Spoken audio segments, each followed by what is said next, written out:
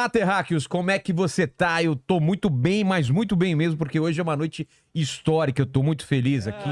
Tem inferno, tem céu. O Deus é o mesmo? É o mesmo conceito de Deus pros três? De ser onisciente, onipresente? Como que é o Deus pra vocês? É o mesmo conceito? Eu sei que é o mesmo Deus, mas o conceito de Deus, ele muda alguma coisa? Pela visão judaica, só existe um Deus. Uhum. Ayah, Oveve e ele, foi, aí será. Ele é o Criador. Onisciente, onipotente. Exatamente. E ele é a luz infinita. Muitas vezes nós não entendemos ele, porque eu não vou servir um Deus que eu entendo ele. Se eu entendo ele, eu sou igual a ele, disse um grande sábio uma vez. E ele é a base, a fé. A fé, na verdade, é você vivenciar, mesmo quando você não entende o porquê. O rei Davi escreve, Vemunatcha baleilot. A fé ela entra em vigor quando? Baleilot, de noite, quando está escuro, e as coisas saem do roteiro, você não está entendendo o porquê, nesse momento você tem que ter a fé e confiar que existe uma força maior que está por detrás de tudo, de todos, e que está te levando para o endereço que você tem que chegar. Inclusive, a nossa existência física pelo judaísmo é uma etapa, porque a vida, ela começa depois. Aqui é só uma preparação.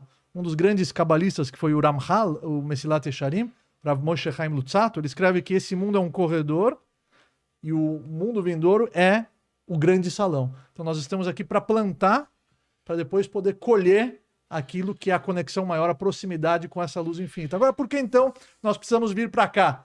Por que não já nascer direto lá? Porque isso tem que ser de uma forma meritória.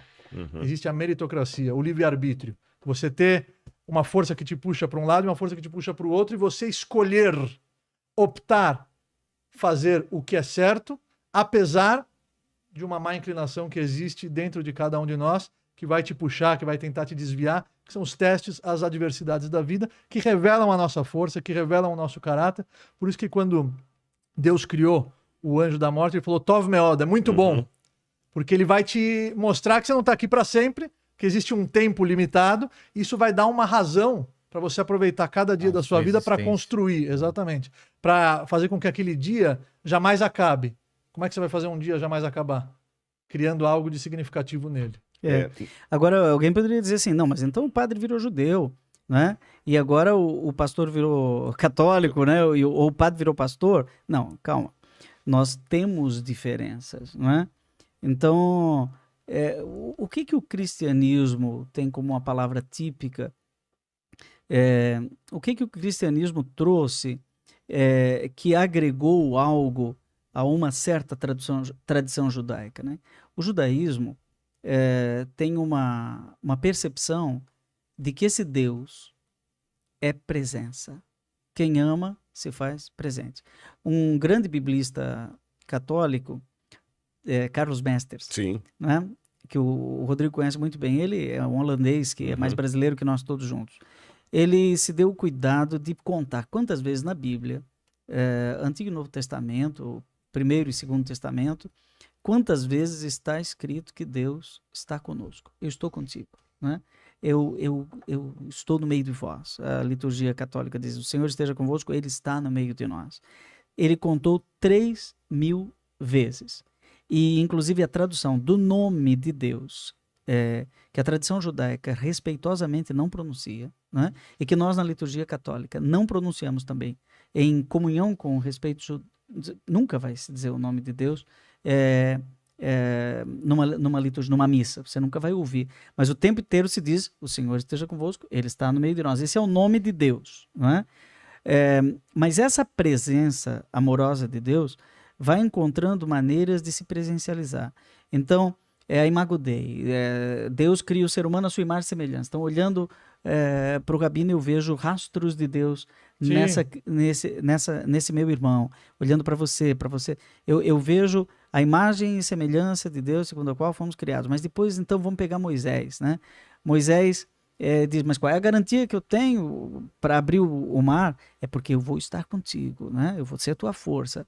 E aí, no meio do deserto, falta água, ele toca na rocha, sai água. Então, são sinais, são presentes. Quem se faz presente da presença. E essa presencialização de Deus vai se tornando cada vez mais radical, mais radical. E quando chega naquilo que o cristianismo chama de plenitude do tempo, quando o tempo está grávido, quando chega a hora do parto, né? Aí João diz, e o verbo se fez carne e habitou no meio de nós. Aí a tradição judaica fica, isso é uma heresia, né? Mas como assim? É tão radical, ele é transcendente, ele vem aqui, ele pode mandar o maná, mas ele fazer Eucaristia, ele dizer que ele está presente na Eucaristia, aí já é um pouco demais, né? Não precisa tanto, Senhor, né? Não precisa, basta Imago Dei, mas Jesus disse, eu ficarei convosco para sempre até o fim, porque o amor é tão grande que não consegue estar ausente, se faz presente. Então, esse conceito de presença é o mesmo, é o conceito de sacramento, presença, ou mistério no grego, né? Mysterium, sacramento. Mistério é grego, sacramento é latim. Mas é a mesma coisa, é presença. Então, no judaísmo, no islamismo também, mas o islamismo é mais radical do que o judaísmo, né? Porque é totalmente o outro, ele está do lado de lá.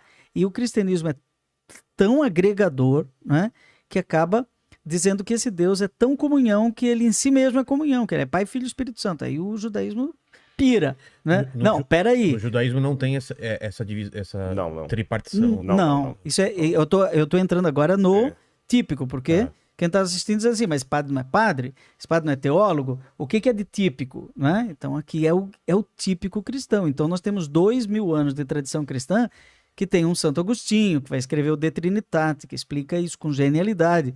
Nós temos um Santo Tomás de Aquino, com o seu De Trinitate também. Nós temos teólogos da envergadura de São Boaventura, enfim. E temos uma tradição que tenta mostrar Deus é comunhão, o Pai é aquele que ama, o Filho é o amado e o Espírito Santo é a interface o Marcial Massaneiro. Sim. O Marcial Massaneiro uma vez disse assim, não sei por que essa dificuldade de entender a Santíssima Trindade, né? Porque Deus é uno, é um só. Ele é especialista em Deus Pai. Deus né? Pai. Não é patrologia. Seria paterologia, né? Paterologia. Então ele é especialista na figura de Deus Pai, na paternidade de Deus, no Abá, né? Então ele diz, eu não sei que dificuldade é essa, porque no início Deus disse, crescer e multiplicar, você é só multiplicar, 1 vezes 1 vezes 1 dá 1, né? Então Deus sempre é uno, né? Mas na unidade ele tem uma pluralidade interna. Então essa diversidade, a genialidade de um Santo Tomás de Aquino vai chamar de pericorese, ou seja, ele é um Deus que tem uma multiplicidade na unidade. O átomo é isso. Né? A gente vai entrando na ciência e vai descobrindo que a diversidade está dentro da unidade e a unidade faz na diversidade. Nós somos aqui 3. Né? Um pastor, um padre e um rabino. E estamos encontrando campos de confluência. Eu estou colocando agora elementos de fé codificada do cristianismo que, se nós continuarmos a conversar, vai chegar um momento que o rabino diz, olha, desliga a internet, acaba o podcast, vamos sentar ali, agora vamos colocar os pingos nos is. Isso é outro programa. É um outro programa. Não é isso, Rodrigo? Temos aqui pontinhos que temos que discutir tecnicamente, mas é melhor que não tenha ninguém assistindo. Não é? Tem isso. Então, existem questões de conflito, de divergência, de visão. Deus é um só. E quando ele nos olha, ele nos vê na realidade. Mas e quando a gente olha para ele? Não é? Quando a gente olha para ele, a gente vê com a cor dos nossos olhos. Não é? Então, o cristianismo tem uma visão. O judaísmo tem uma visão. E interessante, dentro do judaísmo tem várias visões. Não é? Tem costumes diferentes. A raiz é a mesma, a Torá é uma. Existem costumes porque os judeus se espalharam pelos 4 cantos do mundo, nos exílios, e cada comunidade acabou adotando alguns costumes, e esses costumes são sagrados. Dentro do judaísmo, o costume por exemplo, a kippah não é um preceito, por exemplo. Não é uma mitzvah da Torá, kippah, mas virou algo que é um costume que virou lei. Quer dizer, você não vai ver um judeu praticante sem a kippah, porque ao longo da história, pelo exílio, surgiram costumes, surgiram algumas diferenças, mas não na regra principal. Você pode discutir, por exemplo, se foi impedimento ou não, mas que existe a regra do impedimento, ninguém vai Sabe como chama kippah pro cristão? Solidel. Solidel. Padre. Então você tem muitas diferenças, os judeus Ashkenazim, os judeus Sefaradim, os judeus que vieram da Europa, os judeus que foram lá para a Espanha, Cada um tem a sua característica, a sua culinária. Mas teve alguém que... Mas a raiz é a mesma. Quem tentou mudar, não existe mais. É mesmo? Acabou. Paulo também, eu não quero multiplicar as palavras sobre a Trindade, o padre colocou já muito bem aí. Tem mais um detalhe, tem uma diferença também na compreensão. Eu vou falar de um judeu chamado Paulo em relação a outros judeus da época. Porque o cristianismo nada mais é do que uma dessas divisões do judaísmo. A gente não pode negar as nossas raízes judaicas. A pior coisa que houve no cristianismo... Sim, porque Jesus era judeu. E aí, a pior coisa que houve no cristianismo medieval é dizer que ser cristão era não ser judeu. Eu tenho até uma posição comigo, talvez o meu amigo Padre Joãozinho vai discordar, mas tem até uma tese na Gregoriana sobre isso, de Samuel Bacchiocchi, que a troca do Shabat pelo domingo se deu nos primeiros séculos por um antissemitismo. Quando você pega algumas igrejas cristãs ali que queriam a todo custo provar que eles não eram judeus. E começaram então a se reunir num dia depois do Shabat. Mas Paulo, na época, já sentia essa dificuldade, Joãozinho, de testemunhar para um judeu o que aconteceu com ele de Yeshua. E Paulo descreveu o seguinte, em 1 Coríntios 1, verso 18. Certamente a palavra da cruz é loucura, né?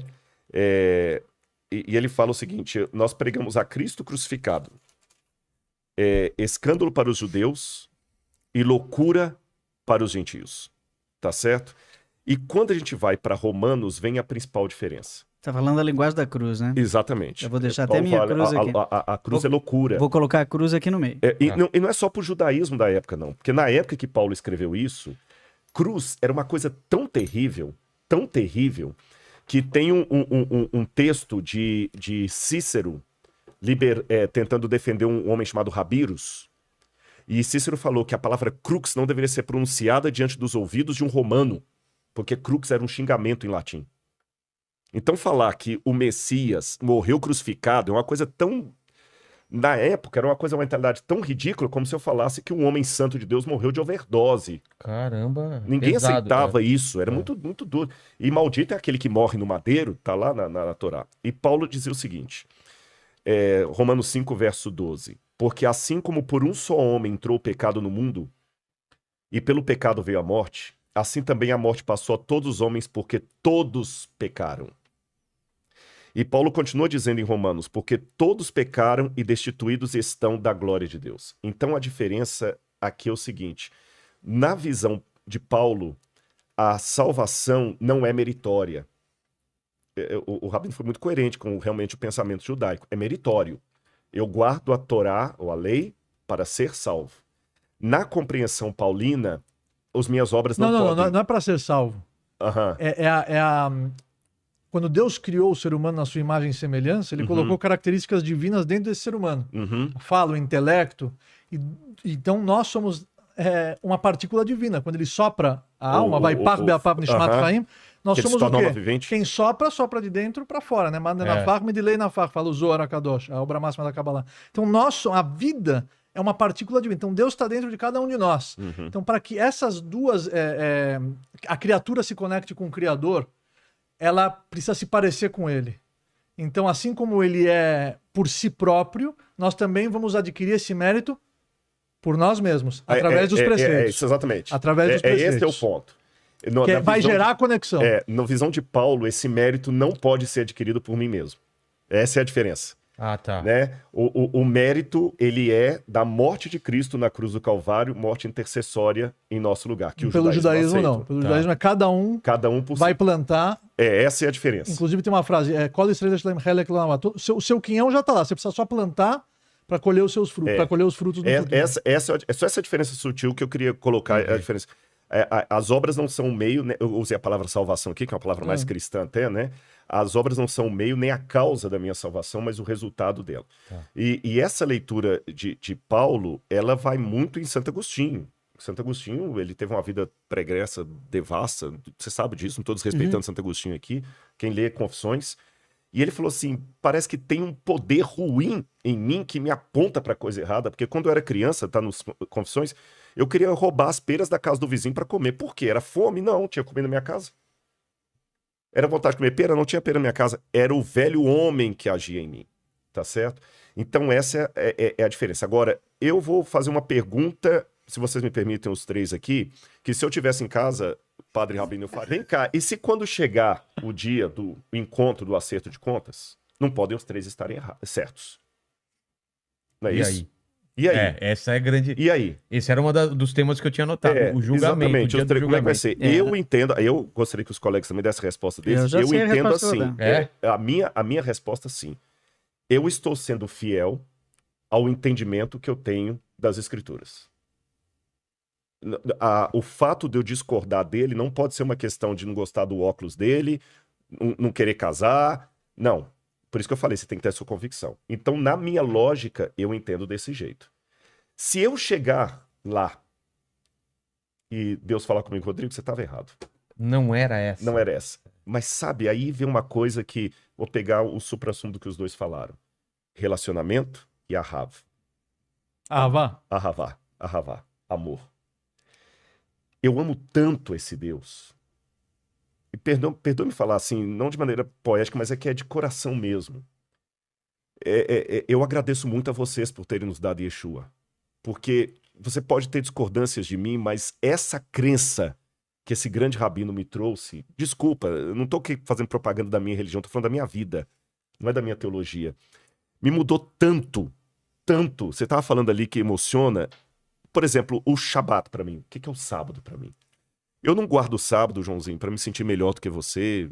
Não. Nem para fazer média com ele. Não. Muitos judeus se surpreendem até como é que tem um cristão que guarda o Shabat, que uma linha acha que o Shabat é só para os judeus. Sabe o que eu tenho? Eu sou casado. E eu ainda não fiz um ano de casado, mas quando eu fizer, no dia do aniversário do casamento, vai ter que ser um dia diferente. Eu vou ter que levar a esposa para comer fora. Nós vamos comemorar. Nós vamos nos alegrar. É pecado jogar bola? Não, não é. É pecado marcar uma pizza só nós dois para relembrar os velhos tempos? Não, não é. É pecado se você me convidar um dia para um talk show lá no seu programa? Não é. Mas desculpe, no dia do aniversário de casamento, não é apropriado. Não é apropriado, porque aquele dia é o dia que eu estou comemorando com ela. Mas o dia do aniversário do casamento só tem sentido... Ela gostou. Ela gostou. O dia do aniversário do casamento só tem sentido se eu tiver um casamento bom 364 dias no ano. Não adianta só esse dia. Porque aí eu chego nesse dia, eu tenho que comemorar. Eu amo esse Deus tanto no domingo, na segunda, na terça, na quarta, na quinta, na sexta, que a única diferença é que o meu Shabat é semanal, não é anual. Quando chega no Shabat, eu tenho alegria de dizer para as pessoas, eu tenho um Criador, eu amo. Agora, o Shabat só tem sentido na minha vida se eu ando com ele nos outros 6 dias. E outra coisa, a gente às vezes fica perdendo tempo discutindo muito aquela fides quae, né? Aquela fé temática e nossas nuances. É sábado, é domingo, é sexta-feira, né? E daqui a pouco passa um tempo acontece um progresso civilizacional, né? E a gente descobre, por exemplo, no catolicismo, né? Catolicismo ocidental, né? Foi se eternizando o tempo e se descobriu que nós não podemos ser engolidos pelo Cronos, que era um deus grego que devorava a gente. O tempo come a gente, né? O tempo engole a gente, se alimenta da gente. Agora, o que é o Kairos? O Kairos é o tempo da graça, é o tempo oportuno. É isso daqui passou, eu nem vi. Nossa, que horas tem? Eu não olhei no relógio ainda, né? Mas parece que o tempo parou. Porque tá legal, tá gostoso, né? Deu química e tem muita gente aqui, ó, 9.000 pessoas assistindo a gente agora. Até os cientistas, né? Einstein falava que o tempo é relativo, o tempo é relativo. Então, o catolicismo ocidental, de repente, diz, não, o domingo é eterno. O domingo não acaba mais. E aí você vê assim, eu sou padre, eu vou celebrar na segunda. O catolicismo oriental só celebra no domingo. Uhum. Mas o catolicismo ocidental, você já percebeu isso? É na segunda-feira, é na terça, é na quarta, é na féria. E quando chega no sábado é o dia de Maria. E daí sábado virou domingo também, porque nós celebramos a liturgia de domingo no sábado, né? Então, daqui a pouco, o tempo, que é o Cronos, virou relativo. E nós ficamos brigando pelo Cronos. enquanto que no céu só tem Kairos, é um eterno agora, é um eterno presente, né? Então já ficou muito pequena a discussão do tempo, né? A partir de que ele criou a Não, e matéria. é muito interessante porque para Deus tudo é agora, não é? Então, quando a gente morre, nós entramos no tempo de Deus, né? É no vértice, né? Então você vai para o tempo de Deus. Claro que a gente não consegue entender isso, porque nós somos prisioneiros do antes, durante e depois. Então tem até umas coisas assim curiosas que a escatologia de todas as religiões também, a escatologia judaica, a escatologia A escatologia é o que fala as dos coisas últimos tempos, finais. as coisas É finais, né? o que vai ser depois, né? Por exemplo, céu, inferno, purgatório. E como eu chego lá, tem um juízo final, juízo particular, parousia. Se começarmos a discutir escatologia aqui, vai ser deliciosíssimo. Parousia, o que que é? Parousia é quando Jesus voltar, né? A segunda vinda de Jesus A palavra grega. é uma... E o fim dos tempos? O Tá. tempo tem um fim, né? Entendeu?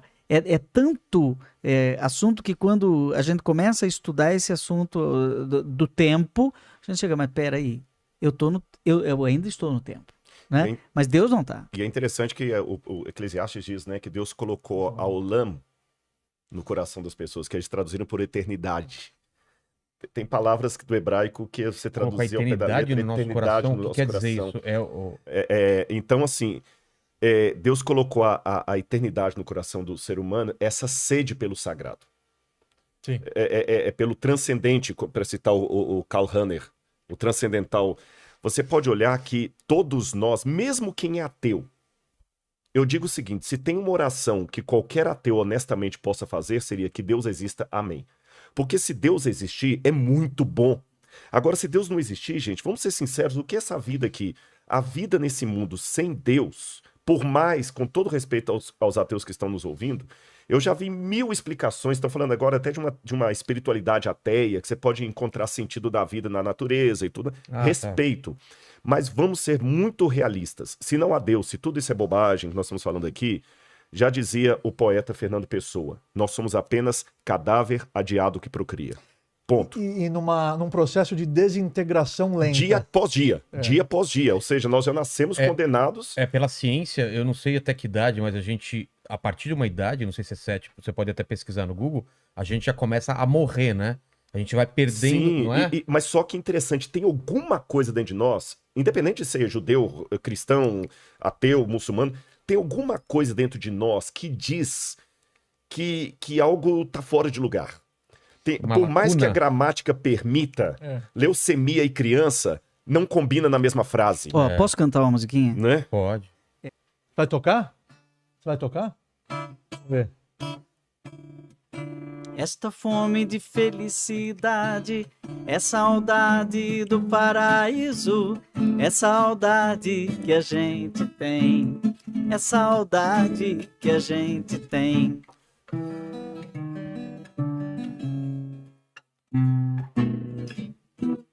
Esta fome de felicidade é saudade do paraíso, é saudade que a gente tem. Não é impressionante? Exatamente. Pensa no que ele falou. Essa fome De felicidade é saudade. É o tipo do verso perfeito, né? Essa fome de felicidade é saudade do paraíso. Eu saí do paraíso, você falou, né? Saiu do paraíso, mas o paraíso não saiu de mim. Exatamente. Né? Tem uma lembrança inconsciente aqui dentro. de um lugar onde eu nunca estive. Que é a nossa própria essência. Como se passasse de ter passado para Porque ter passado. Tem um salmo, né? o 116, que o rei Davi ele fala o seguinte: Shuvinafshi lemnuchaichi. Minha alma quer voltar, quer voltar para o repouso dela. Mas que repouso é esse? Tem uma sede que existe dentro que de cada casca ser humano. nossa tá aprisionando isso. Exatamente. E aí você vê muitas pessoas que possuem muita riqueza, que conquistaram o sucesso, que eu falo bastante que o sucesso não está conectado com a felicidade, porque a felicidade é um estado emocional, é um estado de espírito, porque a sociedade impôs como uma regra de que você só vai ser feliz se você tiver o carro do ano, você só vai ser feliz se você tiver uma casa com piscina, você só vai ser feliz se. E eu me lembro de um homem que eu visitei no hospital, que eu entrei lá no quarto, a enfermeira falou para não entrar, porque ele era muito agressivo, muito rabugento. Quando ela falou isso, me deu vontade de entrar. Aí eu entrei, comecei a conversar com ele e falou: Rabino, quando eu era jovem, eu achava que eu só ia ser feliz quando eu me formasse, Aí eu me formei, achava que só ia ser feliz quando eu casasse.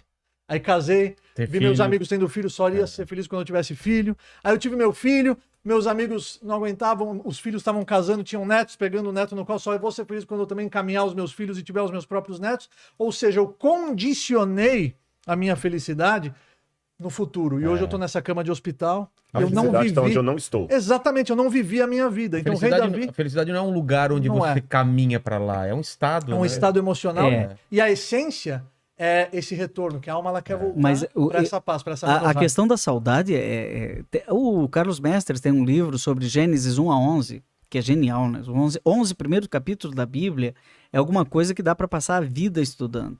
Aliás, os 2 primeiros capítulos dá para passar a vida estudando, mas os 11 é um mapa do ser humano, um mapa da história, um mapa da pessoa. E ele escreveu um livro sobre Gênesis 1 a 11 chamado Paraíso Perdido, Paraíso Terrestre, Saudade ou Esperança? Quer dizer, é um relato da origem ou é realmente Uma lembrança do futuro. uma lembrança do futuro? Exatamente. É como aquela arquitetura da alma que diz assim você seria feliz. Esse é o projeto original da sua casa, mas depois vem um puxadinho, outro puxadinho, sabe aquele negócio? Aí pega o mapa original e vai ler e diz, assim era melhor, né? Tava tudo no jeito, tava tudo certinho. Então aí você faz a reforma da casa e diz, bom, agora foi restaurada a ordem original das coisas. Tava lá no Gênesis 1 a 11, que era para ter Deus como seu Senhor, amar a Deus sobre todas as coisas. O próximo, quando perguntaram para Jesus qual é o resumo de tudo, ele falou, amar a Deus sobre todas as coisas e o próximo como a si mesmo. Ou seja, eu escrevi um livro sobre isso, os 5 segredos do amor, né? É ter Deus como... Agora, quando começa a inverter as coisas, eu coloco as coisas em cima, Deus do lado, então vai ser deuses. Quando eu coloco o irmão embaixo, então Caim mata Abel. E quando eu coloco as coisas lá para cima, daí eu tenho que vestir roupa, máscara, eu tenho que me disfarçar, não perco a identidade. E aí eu perco o paraíso. Mas lá dentro de mim tem a fome.